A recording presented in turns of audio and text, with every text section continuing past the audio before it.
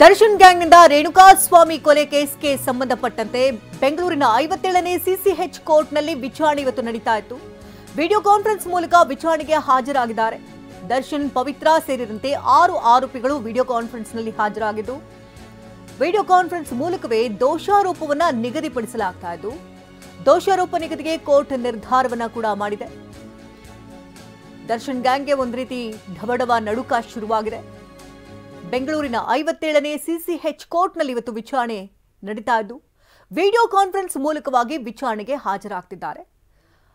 6 ಆರೋಪಿಗಳು, ದರ್ಶನ್, ಪವಿತ್ರ ಸೇರಿದಂತೆ 6 ಆರೋಪಿಗಳು ಇವತ್ತು ವಿಡಿಯೋ ಕಾನ್ಫರೆನ್ಸ್ ಮೂಲಕ ಹಾಜರಾಗ್ತಾ ಇದ್ದು, ವಿಡಿಯೋ ಕಾನ್ಫರೆನ್ಸ್ ಮೂಲಕವೇ ದೋಷಾರೋಪ ನಿಗದಿಪಡಿಸಲಾಗ್ತಾ ಇದೆ.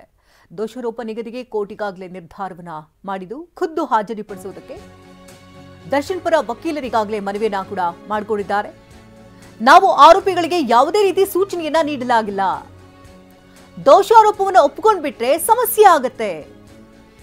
ಕೋರ್ಟ್ನಲ್ಲಿ ದರ್ಶನ್ ಪರ ವಕೀಲ ಸುನಿಲ್ ವಾದವನ್ನ ಮಂಡಿಸಿದ್ದಾರೆ.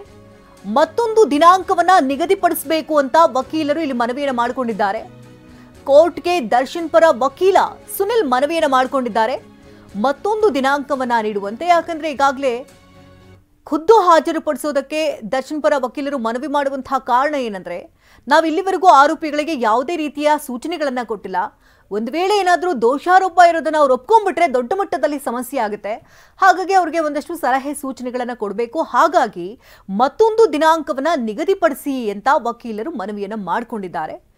ಕೋರ್ಟ್ಗೆ ದರ್ಶನ್ ಪರ ವಕೀಲ ಸುನಿಲ್ ಈಗ ಮನವಿಯನ್ನು ಮಾಡಿಕೊಂಡಿದ್ದಾರೆ.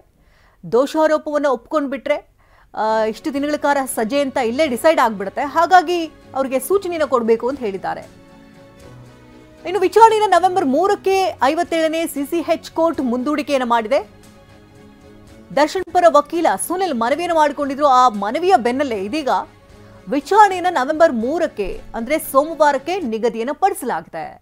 ಟ್ರಯಲ್ ದಿನಾಂಕ ನಿಗದಿಪಡಿಸುವ ಮುನ್ನ ಅಂದ್ರೆ 2 ವಾರ ಸಮಯಾವಕಾಶವನ್ನ ನೀಡಲು ಮನವಿಯನ್ನು ಮಾಡಿದ್ರು. ಜೈಲಿಗೆ ತೆರಳಿ ಸೂಚನೆಗಳನ್ನು ನೀಡುವುದಕ್ಕೆ ವಕೀಲರಿಗೆ ಅವಕಾಶವನ್ನ ಕೂಡ ನೀಡಲಾಗಿದೆ. ಈ ಬಗ್ಗೆ ಇನ್ನಷ್ಟು ಡೀಟೇಲ್ಸ್ ಅನ್ನ ಕೊಡ್ತಾರೆ ದೂರವಾಣಿ ಸಂಪರ್ಕದಲ್ಲಿ ನಮ್ಮ ಪ್ರತಿನಿಧಿ ರಮೇಶ್. ಈಗ ಸುನಿಲ್ ಪರ ವಕೀಲರು ಯಾವುದೇ ರೀತಿ ಸೂಚನೆಗಳನ್ನ ಕೊಟ್ಟಿಲ್ಲ, ಹಾಗಾಗಿ ಮುಂದೂಡಿ ಅಂತ ಹೇಳಿದ್ರು.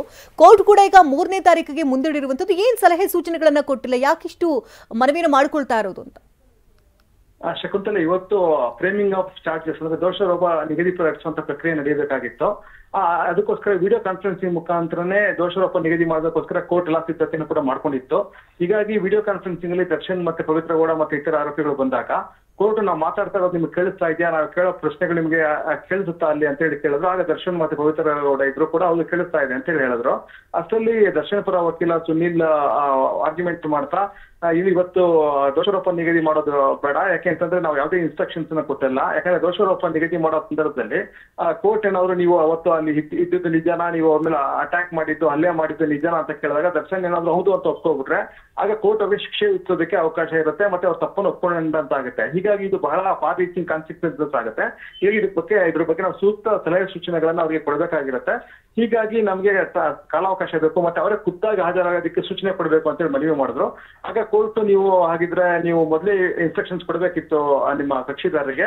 ಆಯ್ತು, ಈಗ ನೀವು ನಾಳೆ ಹೋಗಿ ಜೈಲಿನಲ್ಲೇ ಹೋಗಿ ನೀವು ಅವ್ರಿಗೆ ಇನ್ಸ್ಟ್ರಕ್ಷನ್ಸ್ ಏನ್ ಕೊಡಬೇಕು ಅದನ್ನ ಕೊಡಿ ನಿಮ್ಮ ಕಕ್ಷಿದಾರರಿಗೆ.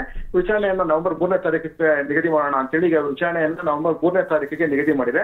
ಅವತ್ತೇ ದೋಷಾರೋಪ ನಿಗದಿ ಆಗುತ್ತೆ. ಜೊತೆಗೆ ಇವತ್ತು 2 ಆರೋಪಿಗಳು ಗೈರು ಹಾಜರಾಗಿದ್ರು. ಯಾಕಂದ್ರೆ ದೋಷಾರೋಪ ನಿಗದಿ ಆಗಬೇಕು ಅಂದ್ರೆ ಎಲ್ಲಾ ಆರೋಪಿಗಳು ಖುದ್ದಾಗಿ ಆಗಬೇಕಾಗಿರುತ್ತೆ. ಅದು 2 ಆರೋಪಿಗಳು ಇವತ್ತು ಗೈರು ಹಾಜರಾಗಿದ್ರು.